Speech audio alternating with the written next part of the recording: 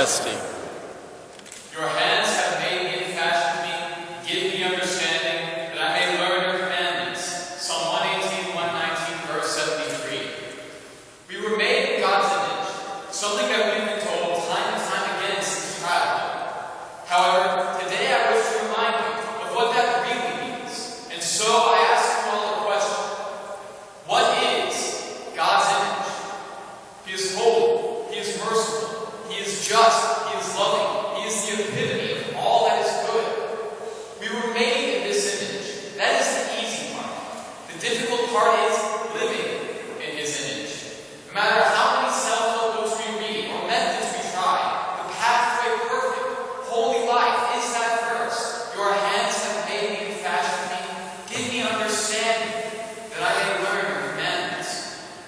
Truly, His hands have made us and fashioned us. As is chronicled in Genesis, there is the story of Adam and Eve. God made them in His image and forbade them from eating the fruit of the tree of knowledge of good and evil, and they lasted about 16 verses before doing exactly that. Because of this one mistaken action, man knew sin, and so went the fall of man. The important distinction to be made here is that God made Adam and Eve in His image, but their fall did not somehow destroy that image. Nonetheless, the image He instilled in us was and is corrupted. And that corruption is precisely what sin does to us in the image we represent, and why it is so necessary that we live holy lives. Unfortunately, the world we live in has made this a difficult task. On this journey to fulfill God's image, we are plagued by a path packed with idolatry. A strong choice of words. Yes, but accurate. We live in a world where it's common and often encouraged to worship created things rather than the Creator. Romans 1:25. We never stop improving ourselves, but far too many of us, far too often, improve ourselves for only selfish reasons. Why improve ourselves for spiritual reasons? Asks the Lord. Why improve ourselves for any other reason than ourselves, and maybe the approval of others? What many today regard as a healthy attitude.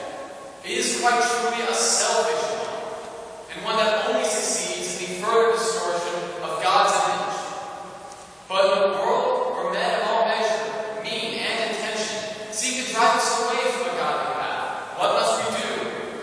Give me understanding, that I may learn your commandments. We must not only acknowledge He who created us, but that He who gave us life is also the only one who can help us attain life eternal. How can a young man cleanse his way? By taking heed according to your word. Psalm 119, verse 9. What word? Thou shalt love the Lord thy God with all thy heart, and with all thy soul, and with all thy mind. This is the first and great commandment. And the second is like unto it. Thou shalt love thy neighbor as thyself. Matthew 22, verses 36 through 40. This one statement is in all essence what the psalm refers to. The commandment He has taught us, and that which we must follow.